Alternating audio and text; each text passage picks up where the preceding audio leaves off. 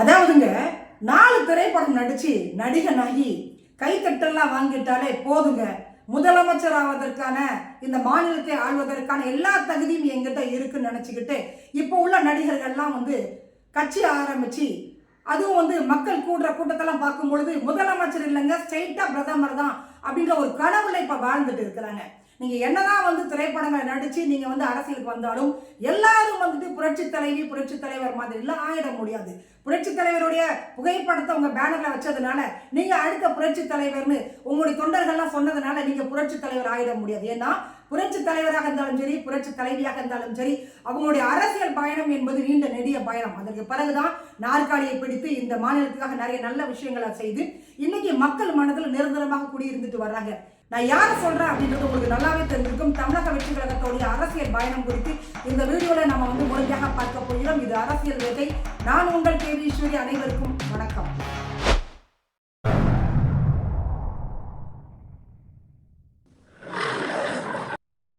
நாம எல்லாரும் சொல்ற மாதிரி தமிழக வெற்றி கழகத்தை அந்த வார்த்தையை வைத்து விமர்சனம் செய்ய விரும்பல. அதனால தமிழக வெற்றி கழகத்தோடைய முதிர்ச்சியின்மை, அந்த கட்சியோட முதிர்ச்சியின்மை, ஏன் நான் அப்படி சொல்றேன் அப்படின்னா, என்ன முதிர்ச்சி இல்லை நீங்க கேட்கலாம்.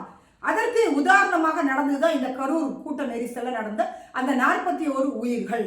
அங்க பாத்தீங்க அப்படின்னா அந்த கூட்டத்தை ஆர்கனைஸ் பண்ணக்கூடிய ஒரு டேலண்ட் என்பது ஒருங்கிணைப்பு திறன் சொல்லுவாங்க. அந்த ஒருங்கிணைப்பு திறன் என்பது தமிழக வெற்றி கழகத்துக்கு இல்லை. அதனாலதான் முதிர்ச்சியின்மை நான் சொல்றேன். அதுவும் நீங்க நினைக்கிற மாதிரி இது சினிமா ஷூட்டிங் கிடையாது. 4 படம் நடிச்சிங்களா, 250 கோடி ரூபாய் ஒரு படத்துக்கு வாங்குறீங்க, அக்ரிமெண்ட் சைன் போடுறீங்க, நடிச்சிங்க முடிச்சிங்க, அடுத்த படத்துக்கு நீங்க போயிடலாம். உங்களை யாரும் கேள்வி கேட்க போறது இல்லை. உங்க ரசிகர்கள் நீங்க எப்படி நடிச்சாலும் கை தட்டுவாங்க. பட் இது அப்படி கிடையாது. அரசியல் அப்படி அல்ல. அரசியல் என்பது ஒரு மாநிலத்தோட தலையெழுத்து தீர்மானிக்கக்கூடிய ஒரு தளமாக இருக்கிறதுனால இங்க நிர்வாக சீர்கேடு நடந்துச்சு அப்படின்னா பல உயிர்களை நாம பலி கொடுக்கக்கூடிய ஒரு சூழ்நிலை வந்துடும் நமக்கு. அதுக்கு உதாரணமாக தான் இந்த கரூர் சம்பவத்தை நீங்க எடுத்துக்கலாம். 2வது விஷயம் பார்த்தீங்க அப்படின்னா, மாநாட்டிலிருந்து தேசிய அவமானம் வரை, இப்படி ஒரு தலைப்பை நாம அதை எடுத்துக்கலாம்னு நினைக்கிறேன். அதாவதுங்க, ஒரு மக்கள் இயக்கமாக முன்னிறுத்தப்பட்ட ஒன்று தேசிய மனசாட்சியை உழுக்கிற விதமாக முடிந்து உச்ச நீதிமன்றத்தில் முதிர்ச்சியற்ற ஒரு மனுவை தாக்கல் செய்து உச்ச நீதிமன்ற கண்காணிப்பில் விசாரணை கோரியதன் விளைவாக இன்னைக்கு சிபிஐ வரைக்கும் அந்த வழக்கு வந்துள்ளது. இது எதை காட்டுது அப்படின்னா, திட்டமிடப்படாத செயல்பாட்டின் நேரடி விளைவாக தான் நாம பார்க்கணும். தமிழக வெற்றி கழகம் ஒரு 4-5 மாவட்டத்துல தான் தேர்தல் பிரச்சாரமே நடத்தி இருப்பாங்க. 5வது மாவட்டமாக கரூர்ல தேர்தல் பிரச்சாரம் நடத்தினாங்க. கூட்ட நெரிசல்ல 41 பேர் காலி. அந்த 41 பேர் இறந்த பிறகு பார்த்தீங்க அப்படின்னா தலைவர் அந்த இடத்துல இல்லைங்க. உடனடியாக இடத்த காலி பண்ணிட்டாப்ல. டிவிக்கு கட்சியில் இருக்கக்கூடிய நிர்வாகிகள் தொண்டர்கள் யாருமே அந்த இடத்துல இல்லைங்க. முழுமையாக இதற்கு யார் பொறுப்பு எடுத்துக்கணும் அப்படின்னா டிவிக்கு கட்சி தான் பொறுப்பு எடுத்துக்கணும். பட் அவங்க அதை தாண்டி கூச்சல் போடுறாங்க. என்ன கூச்சல் போடுறாங்கன்னு பார்த்தீங்கன்னா, இது முழுக்க முழுக்க சதி திட்டம் நடந்திருக்குது, எங்களுக்கும் இதுக்கும் சம்பந்தம் இல்லைன்னு சொல்றாங்க. இது எதை காட்டுது அப்படின்னா, அரசியல்ல அவங்களுக்கு முதிர்ச்சி இல்லை அப்படின்றத காட்டுது. அதே மாதிரி வரக்கூடிய விளைவுகள், அரசியலுக்கு நீங்க வந்துட்டீங்கன்னா இந்த மாதிரி 1000 சம்பவங்கள் நடக்கும். இதையெல்லாம் எதிர்கொள்ளக்கூடிய திராணி தில்லு இருந்தா மட்டும்தான் நீங்க அரசியல் கட்சி நீங்க ஆரம்பிச்சு மக்கள் மத்தியில பிரச்சாரம் பண்ண முடியும். பட் அதெல்லாம் இல்லாம அவர் பயந்துட்டு ஓடுறது. இன்னைக்கு பாத்தீங்க அப்படின்னா, தமிழக வெற்றி கழகம் கட்சியுடைய மூத்த நிர்வாகிகள் டெல்லியில சிபிஐ விசாரணைக்கு ஆஜராயிருக்கிறாங்க. அதே சிபிஐ என்ன பண்ணிட்டாங்க, ஜனவரி 12ஆம் தேதி கட்சியோட தலைவரை விசாரிக்கணுங்க, நீங்க டெல்லிக்கு வந்துருங்க அப்படின்னு ஒரு சம்மனை தலைவருக்கு அனுப்பியிருக்கிறாங்க. நம்ம தலைவர் விஜய் சிபிஐ விசாரணை டெல்லி போவாரோ இல்ல நீங்க வீட்டுக்கே விசாரிச்சுட்டு போகணும்னு சொல்லுவாரோ நமக்கு தெரியாது. ஏற்கனவே கரூர் சம்பவத்தை பொறுத்த வரைக்கும் 41 உயிர்கள் போச்சு இல்லையா, அந்த குடும்பத்தை வீட்டுக்கே வரவழைச்சி ஆறுதல் கொடுத்தாரு. அவங்களும் ஆறுதல் வாங்கிட்டு போனாங்க. அப்படி இருக்க காலகட்டத்தில் இவர் டெல்லிக்கு போவாரோ இல்லை டெல்லி அதிகாரிகள் வீட்டுக்கு வருவாங்கன்றது நமக்கு தெரியாது. ஒரு கட்சியோட தலைவருக்கு சம்மன் அனுப்பியிருக்கிறாங்க என்பது அந்த கட்சியோடைய தலைமைத்துவத்தை கேள்விக்குள்ளாக்கக்கூடிய ஒரு விஷயமாகவும் தோல்வியை குறிக்கக்கூடிய ஒரு விஷயமாகவும் இது இருக்கும். இதெல்லாம் தியாகம் கிடையாதுங்க. எங்க தலைவர் தியாகம் பண்ணாரு, திரைப்படத்துல 250 கோடி வாங்கினாரு, அதெல்லாம் விட்டுட்டு இவர் அரசியலுக்கு வந்திருக்காரு அப்படின்னு சொல்றாங்கல்ல, இதெல்லாம் ஒருபோதும் ஒரு தியாகமும் ஆகவே ஆகாது. அதனால தொண்டர்களுக்கு மறுபடியும் சொல்றோம், ஒரு கட்சியோட தலைவருக்கு சம்மன் அனுப்பியிருக்காங்க சிபிஐ. அதை நீங்க நல்லா புரிஞ்சுக்கிட்டு அதற்கு பிறகு நீங்க உங்களுடைய விமர்சனத்தை நீங்க பதிவு பண்ணணும். இன்னும் சொல்ல போனா தமிழக வெற்றி கழகம் கட்சி தலைவர் அவர் கட்டுப்பாட்டிலே அவர் இல்லைங்க. பாவம், கரூர் சம்பவத்தெல்லாம் நீங்க எடுத்துக்கிட்டீங்கன்னா அவர் இரங்கல் தெரிவிக்கிறதுக்கே 10-15 நாள் ஆயிடுது. அதுவும் யாராவது நிர்வாகிகள் சொல்லணும், அப்பதான் ஒரு ஆழ்ந்த இரங்கல் அவர் சொல்லுவாரு. இப்படி கரூர் பிரச்சனையாக இருந்தாலும் சரி, ஜனநாயகம் பிரச்சனையாக இருந்தாலும் சரி, அவரோட சொந்த பிரச்சனைக்கு அவரால் குரல் கொடுக்க முடியலைங்க. அந்த பிரச்சனையை எதிர்கொள்ள முடியாம ஓடி ஒளிகிறாரு. அப்படிப்பட்ட ஒரு பர்சன் வந்து எப்படி ஒரு மாநிலத்தை கட்டி காக்கக்கூடிய ஒரு அரசியல் கட்சி தலைவராக, ஒரு மாநில முதலமைச்சராக வர முடியும்? மாநாட்டில் ஏற்படக்கூடிய பிரச்சனையை சமாளிக்க முடியலைங்க. அவர் கட்சிக்குள்ள ஏற்படக்கூடிய பிரச்சனையும் சமாளிக்க முடியல. அரசியல் கட்சிகள் கொடுக்கக்கூடிய நெருக்கடிகளையும் சமாளிக்க முடியல. கட்சி தொடங்கிட்டா நாலா பக்கம் நெருக்கடி கொடுப்பாங்க, அதையும் நம்ம சமாளிக்கணும். அந்த திராணியும் அவர்கிட்ட இல்லை, அந்த முதிர்ச்சியும் அவர்கிட்ட இல்லை. தமிழகத்தை பொறுத்த வரைக்கும் 7 கோடி மக்கள் இருக்காங்க. நீங்க முதலமைச்சர் ஆயிட்டீங்க அப்படின்னா சட்டம் ஒழுங்கை சரி பண்ணணும், நிர்வாகத்தை சரி பண்ணணும், மக்களுடைய வாழ்வாதாரம் இருக்குது, அடிப்படை பிரச்சனைகள் இருக்குது, அடிப்படை பொருளாதாரம் இருக்குது. இதையெல்லாம் வந்து நீங்க எப்படி சரி பண்ண முடியும்? உங்க சொந்த பிரச்சனையை சமாளிக்க உங்களுக்கு தில் இல்லை, திராணி இல்லை அப்படின்னா அரசியல்ல ஒரு மாநிலத்தை ஆளக்கூடிய திராணி தெம்பு கண்டிப்பாக விஜய்க்கு இருக்குதா என்பதை விஜயை வந்து கேட்டுக்கணும் அவர்கிட்ட. ஆனா பாருங்க, விஜய் போய் பிரச்சாரத்துல ஈடுபட்டு மக்கள்கிட்ட ஓட்டு கேட்கிறாரு. மக்கள்லாம் கை தட்டும் பொழுது, கூட்டத்தெல்லாம் பார்க்கும் பொழுது விஜய்க்கு முதலமைச்சர் இல்லைங்க, ஸ்ட்ரைட்டா பிரதமர் அப்படின்ற ஒரு கனவு வந்துருச்சு அவருக்கு. அதனால கனவு உலகத்துல அவர் வாழ்ந்துட்டு இருக்கிறாரு. சினிமாவுக்கும் அரசியலுக்கும் இருக்கக்கூடிய வித்தியாசம் என்னன்றதை முதல்ல விஜய் புரிஞ்சுக்கணும். சரிங்க, அரசியல் கட்சி தொடங்கி 2 வருஷம் தான் ஆகுது, பிரச்சனையை வந்து எதிர்கொள்ள முடியல, இருந்துட்டு போட்டோம். சினிமா 33 வருடங்களாக இந்த சினிமா துறையில நீங்க இருக்கிறீங்க. நீங்களே சொல்லியிருக்கீங்க 33 வருடங்கள் நான் சினிமால இருக்கிறேன், உங்களுக்காக அதெல்லாம் தூக்கி போட்டு நான் வரேன் மக்கள்கிட்ட நீங்க சொல்லியிருக்கீங்க. சரிங்க, சினிமாவில் வந்து ஒரு பிரச்சனை வந்தா அதை வந்து எதிர்கொள்ளக்கூடிய திறமையும் தெளிவும் விஜய் அவர்களுக்கு இருக்குதான்னு பாத்தீங்கன்னா அதுவும் கிடையாது. ஜனநாயகன் யாரோட படம்? விஜயோட கடைசி படம். அந்த படத்துக்கு இன்னைக்கு வரைக்கும் அவர் குரல் கொடுக்கவே இல்லை. அந்த படம் சிக்கி சின்னாபனம் ஆயிட்டு இருக்குது. ஜனவரி 9ஆம் தேதி பொங்கலுக்கு முன்னாடி ரிலீஸ் ஆகுன்றத தயாரிப்பு நிறுவனம் ஏற்கனவே வந்து அனௌன்ஸ்மெண்ட் பண்ணிட்டாங்க. கேவிஎன் ப்ரொடக்ஷன் வந்து அனௌன்ஸ்மெண்ட் பண்ணிட்டாங்க. பட் படம் வந்து வெளியில வரல. தணிக்கை குழுவுக்கு போகும்பொழுது 1008 சிக்கல் ஆயிடுச்சு. தயாரிப்பு நிறுவனம் நேரடியாக வந்து நீதிமன்றத்துக்கு போயிட்டாங்க. ஏன்னா சென்சார் போர்டில் இருக்கக்கூடிய 4 பேர் அதுல ஒருத்தர் வந்து இதற்கு எதிர்ப்பு தெரிவிச்சதுனால வழக்கு நீதிமன்றத்துக்கு போயிடுச்சு. அதே நேரத்தில் வந்து தாங்க இந்த பராசக்திக்கும் வந்து 1008 பிரச்சனைகள் இருந்துச்சு. அதுதான் ரிலீஸ் ஆகாது. ஏன்னா நேரடி அரசியல பேசக்கூடிய ஒரு படமாக அந்த படம் இருக்குது. இந்திய எதிர்ப்பை வந்து கான்செப்டா கொண்டு வந்திருக்கிறாங்க. அந்த படம் வெளியாகாதுன்னு பார்த்தா அந்த படம் வெளியாயிடுச்சு. யூஏ சான்றிதழ் கொடுத்து அந்த படத்தை ஜனவரி 10ஆம் தேதி ரிலீஸ் பண்ணிட்டாங்க. பட் ஜனநாயகன் வந்து எப்போ ரிலீஸ் ஆகுமா ஆகாதா அப்படின்ற ஒரு நிச்சயமற்ற ஒரு நிலையில இருக்கும் பொழுது நீதிமன்றத்தை பொறுத்த வரைக்கும் ஒரு வழக்கு நம்ம கொடுத்தோம்னா அது வந்து நம்பர் ஆகணும். 20ஆம் தேதி விசாரணைக்கு எடுத்துக்கிறோம்னு சொல்லியிருக்காங்க. அதே நேரத்தில் நீங்க அர்ஜென்ட் பண்றதுனால நாங்களாம் உடனடியாக விசாரணை பண்ண முடியாது. எங்களுக்கு தெரியும் எப்ப விசாரணை பண்ணுன்றதை நீதிமன்றம் தெளிவாக சொல்லிட்டாங்க. இன்னைக்கு ஜனவரி 12 இன்னைக்கு தான் வந்து நம்பர் ஆயிருக்குது ஜனநாயகன் படத்துடைய வழக்கு. தமிழக வெற்றி கழகம் நடத்தக்கூடிய நிகழ்ச்சிகள்ல புரட்சி தலைவர் எம்ஜிஆருடைய புகைப்படத்தை வச்சிருக்கிறாங்க. புகைப்படத்தை வச்சதுனால நீங்க வந்து அடுத்த எம்ஜிஆர் ஆயிட முடியாது. ஏன்னா புரட்சி தலைவர் எம்ஜிஆர் என்பவர் திரைத்துறையில எந்த அளவுக்கு கோலோச்சியவர், அரசியல் எவ்வளவு பிரச்சனைகளை சமாளித்தவர், எதிர்கொண்டவர், இதெல்லாம் வந்து விஜய் அவர்கள் போய் படிக்கணும், வரலாறா படிக்கணும். அப்பதான் வந்து நீங்க கட்சியை வந்து வழிநடத்த முடியும். குறைந்தபட்சம் அந்த தெளிவு, அந்த துணிச்சல் என்பது வரும். உதாரணமாக புரட்சி தலைவர் எம்ஜிஆர் அவருடைய கடைசி திரைப்படம் அரசியல் ரீதியான திரைப்படம். புரட்சி தலைவருடைய திரைப்படங்கள் எடுத்துக்கிட்டாலே அதுல முழுமையாக அரசியல் இருக்கும், அந்த வசனங்கள் இருக்கும், பாடல்கள்ல கூட அரசியல் கலந்த வரிகள் இருக்கும். அப்படி மக்கள் மனதில் இடம் பிடித்து அதற்கு பிறகுதான் அரசியலுக்கு வந்தாங்க. உடனடியாக நாற்காலியை பிடிக்கல. அப்படி புரட்சி தலைவருடைய கடைசி படம்ங்க.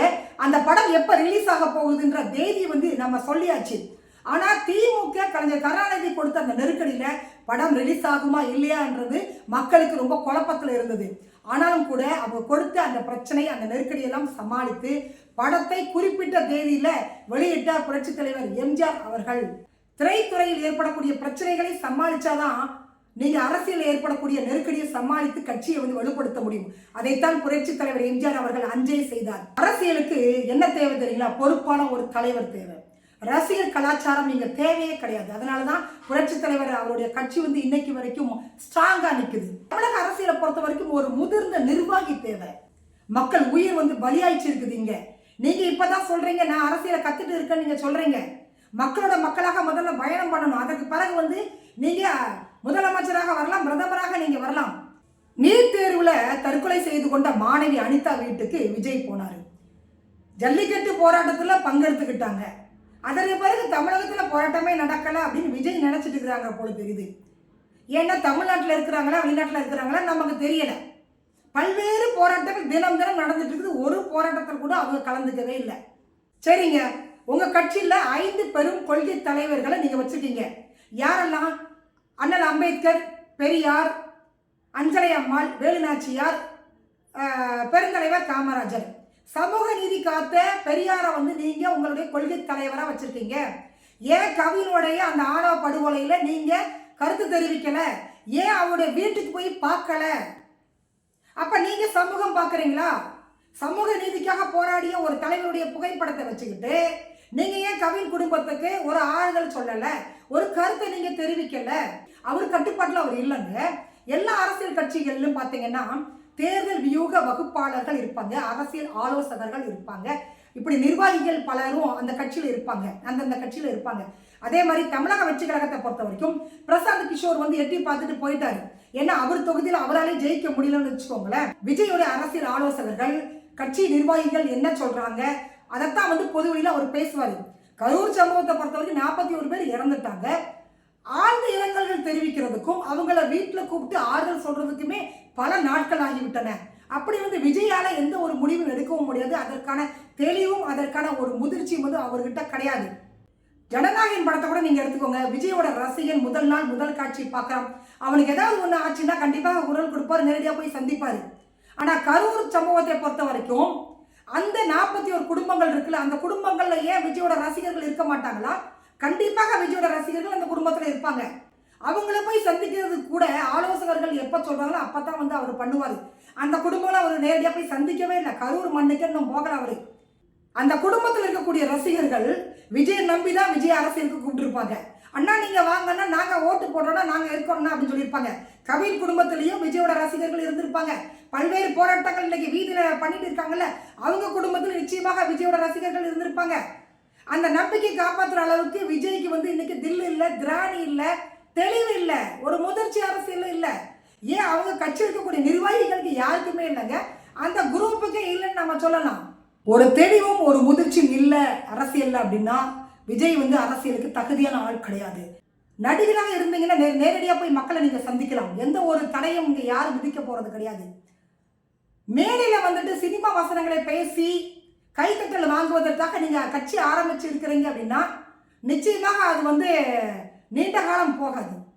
உங்க ரசிகர்கள் எதிர்பார்க்கறது ஒரு நடிகனே அல்ல, அரசியல் கட்சி தலைவரே.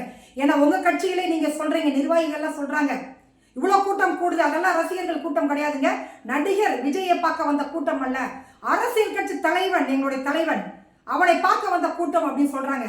ஒரு அரசியல் கட்சி தலைவராக இருக்க போறீங்களா, நடிகராக இருக்க போறீங்களா என்பதை விஜய் அவர்கள் முடிவு செய்யக்கூடிய நேரம் இது. ஒரு நடிகனாக ஜனநாயகம் படத்தை தாண்டி நீங்க நடிச்சுட்டு இருக்கிறீங்க அப்படின்னா ரசிகர்கள் பட்டாளம் என்னைக்கு உங்க பின்னாடி நிற்பாங்க. அதைத்தான் அவங்களும் விரும்புறாங்க. ஒரு அரசியல் கட்சி தலைவனுக்கு இருக்கக்கூடிய தகுதிகள் விஜய் அவர்களுக்கு இல்லை. குறிப்பாக பார்த்தீங்கன்னா ஜனநாயகனுடைய ஆடியோ லான்ச் மலேசியாவில் நடக்குதுங்க. அங்கே அவர் டான்ஸ் ஆடிட்டு இருக்காரு. அதை பார்க்கும்பொழுது நமக்கு என்ன தோணுது அப்படின்னா கரூரில் நடந்த அந்த 41 பேர் மரணம் அவருடைய பிரச்சாரத்தில், அவருடைய அந்த அரசியல் பயணத்தில் ஒரு தடையாக, டெம்பரரி தடையாக அவருக்கு இருந்திருக்குது. அதைத்தான் நம்மளால கணிக்க முடிஞ்சுது.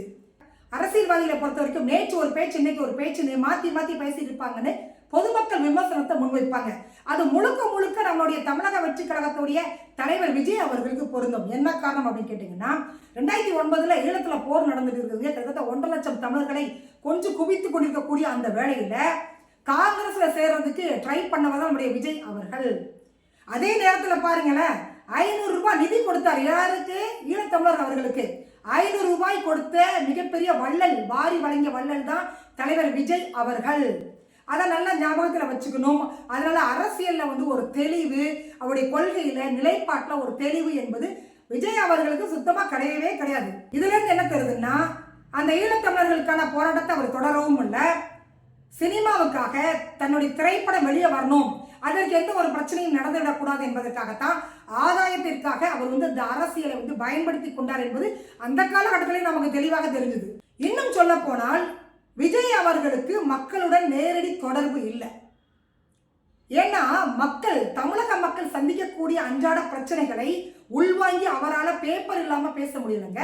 கட்சியில யாரோ எழுதி கொடுக்குறாங்க A4 ஷீட்ல, அதை கொண்டு பிரச்சாரத்திலையும் சரி, பொது கூட்டத்திலையும் சரி, மாநாட்டிலையும் சரி வாசிக்கிறாரே தவிர அந்த பிரச்சனை இன்னும் கூட அவரால் உள்வாங்க முடியல. கட்சி தொடங்கி 2 வருஷம் ஆயிடுச்சு.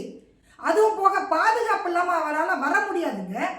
கேரவன் மேலே ஏறி நின்னுகிறாரு, 100 அடி மேலே ஏறி நின்னுகிறாரு. 150 அடி இடைவெளியில தான் ரசிகர்களை வச்சிருக்கிறாரு. என் நெஞ்சில் குடியிருக்கும் அப்படின்னு அந்த வார்த்தையோட ஆரம்பிக்கிறாரு. அந்த வார்த்தையை சொன்ன உடனே இவங்க கை தட்டுவாங்க. ஆனா விஜய் பக்கத்துல போக முடியுமா அப்படின்னா போக முடியாது. அவருக்கு அந்த உயிர் மேல அவ்வளவு பயம் இருக்குது. உயிர் மேல பயம் இருக்கிறவங்க எல்லாம் அரசியல் கட்சி தொடங்கவே கூடாதுங்க. மக்கள் மத்தியில் இறங்கி வேலை செய்யணும், களத்துல ஈடுபடணும், மக்கள் நேரடியாக சந்திக்கணும், கை கொடுக்கணும், பேசணும், அவங்க கிட்ட அவங்க பிரச்சனை என்னன்றதை கேட்கணும். நான் மக்களை சந்திக்கவே தயாரா இல்லை, என் பக்கத்துல எந்த ஒரு மக்களும் வந்துடக்கூடாது, குறிப்பாக ரசிகர்லாம் வந்துடவே கூடாதுன்னு நினைக்கக்கூடிய ஒரு மனநிலையில் இருக்கக்கூடிய விஜய் என்ற ஒரு நபர் புரட்சி தலைவர் எம்ஜிஆர் மக்களுடன் மக்களாக பயணம் செய்தார் என்பதை தெரிந்து கொள்ள வேண்டும். இன்னைக்கு இருக்கக்கூடிய நம்முடைய இபிஎஸ் ஒரு பச்சை தமிழனான இபிஎஸ் உயிருக்கு அஞ்சவில்லை. அதிமுக கட்சியை பொறுத்த வரைக்கும் எந்த பொது நிகழ்ச்சி எங்க நடந்தாலும், தேர்தல் பிரச்சாரமாக இருந்தாலும் சரி, அவருக்கெல்லாம் பெரிய அளவில் பாதுகாப்பு யாரும் கொடுக்கறது இல்லை. உயிருக்கெல்லாம் நாங்கள் பயப்படலை. நேரடியாக மக்களை வந்து சந்திக்கிறாங்க, களத்தில் இறங்கி சந்திக்கிறாங்க. புயல், மழை, வெள்ளம் இந்த மாதிரி இயற்கை சீற்றங்கள் வரும்பொழுது வேஷ்டியை மடிச்சு கட்டிட்டு களத்தில் இறங்கக்கூடிய ஒரு பர்சன் தான் நம்மளுடைய இபிஎஸ் அவர்கள். இதுதான் அரசியல் கட்சி தலைவனாக நம்ம வந்து உருவெடுக்க வைக்கும். விஜயை பொறுத்த வரைக்கும் ஒரு அரசியல் தலைமைத்துவம் என்பது அவர் வந்து விரும்பலைங்க. அவர் ஒரு நடிகனா இருந்துட்டு ரசிகர்கள்லாம் கை தட்டும் பொழுது அதை ரசிச்சு பார்த்துட்டு இருக்கிறாரு. ரசிகர்களை உசிப்பேத்தி முதலமைச்சர் பிரதமர்னு சொல்ல வச்சு அதை காது குளிர கேட்டுட்டு இருக்காரு. அது போதும் அவருக்கு. முக்கியமான பிரச்சனைகள்ல பேசுறதே இல்லை விஜய் அவர்கள். கரூர் பிரச்சனை எடுத்துக்கோங்க, ஜனநாயகம் பிரச்சனை எடுத்துக்கோங்க, கவினுடைய கொலை வழக்கு எடுத்துக்கோங்க, திருத்தணி ரயில்வே ஸ்டேஷன்ல வெட்டி போட்டாங்க இல்லையா, இந்த மாதிரி எந்த பிரச்சனையாக இருந்தாலும் சரி அவர் வாய் திறக்கிறதே கிடையாது. இதுல இருந்து நமக்கு என்ன தெரியுது அப்படின்னா, மற்ற அரசியல் கட்சி தலைவர்கள் அண்ணன் சீமான்ல இருந்து மற்ற தலைவர்கள்லாம் வந்து குரல் கொடுக்குறாங்க. எல்லா சம்பவத்துக்கும் வந்து குரல் கொடுக்குறாங்க, களத்தில் இறங்கி போராட்டம் ஆர்ப்பாட்டம்லாம் வந்து முன்னெடுக்கிறாங்க. விஜயை பொறுத்த வரைக்கும் முக்கியமான பிரச்சனைகள் வருது அப்படின்னா அதற்கு வாய் திறக்கிறதே கிடையாது, எப்போதுமே பேச மாட்டாரு. பட் இதுக்கு பேசவே மாட்டாருன்னு வச்சுக்கோங்களேன். இதெல்லாம் வந்து எதை காட்டுது அப்படின்னா அவருக்கு வந்து அரசியல் அந்த அளவுக்கு ஈடுபாடு இல்லைங்க, யாரோ அவரை வந்து ஃபோர்ஸ் பண்ற மாதிரி இருக்குது.